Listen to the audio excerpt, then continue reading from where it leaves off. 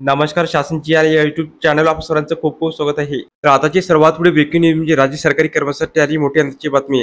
18 लाख राज्य सरकारी कर्मचारी आताची मोठी खुशखबर। त्या संदर्भात या एपिसोडच्या माध्यमातून संपूर्ण अपडेट आता पाहणार आहोत। तत्पूर्वी मी आपल्याला सांगू इच्छितो आपण चॅनल नव्याचं तर चॅनलला सबस्क्राइब करायला चला आजचे अपडेट सविस्तर समजून चला सुरू करूया। हिमाचल प्रदेश शिक्षण विभागाच्या कर्मचाऱ्यांसाठी एक आनंदाची बातमी आहे। राज्याच्या सुखविंदर सिंग सकू सरकारने शिक्षण विभागात काम करणाऱ्या 17,000 अधिक महिला स्वयंपाकीसह मदतनीसांना 180 दिवसाची प्रसूती रजा देण्याचा निर्णय घेतला आहे। खुद मुख्यमंत्र्यांनी ही माहिती दिली आहे। मुख्यमंत्री सुखविंदर सिंग सकू म्हणाले की प्रसूती रजा कायदा 1962 अंतर्गत राज्यातील 17,889 महिला स्वयंपाकीसह सहाय्यकांना 180 दिवसाची प्रसूती रजा देण्याचा निर्णय घेण्यात आला आहे। यापूर्वी महिला स्वयंपाकीसाठी शिक्षण विभागात अशी कोणतीही तरतूद नव्हती। सध्याच्या सरकारने बाल आणि माता कल्याण लक्षात घेऊन अनेक वर्षांपासूनची मूलभूत मागणी पूर्ण करण्याची सूचना शिक्षण विभागाला दिल्या आहे। मुख्यमंत्री सकू म्हणाले की सत्तेत आल्याच्या पहिल्या दिवसापासून कर्मचारी आणि कामगारांना लाभ देण्यासाठी सरकारने ऐतिहासिक निर्णय घेत आहे।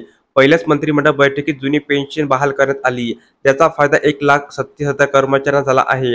रोजंदारी कर्मचाऱ्यांच्या दैनंदिन वेतनात वाढ करण्याबरोबरच शिक्षण विभागाच्या अर्धवेळ पाणी वाहक, अंगणवाडी सेविका, अंगणवाडी सहाय्यक, आशा सेविका, मध्यान्ह भोजन सेविका, जलशक्ती विभागाच्या बहुउद्देशीय सेविका, पॅराफिटर, पंपचालक यांच्या मानधनात वाढ करण्यात आली आहे।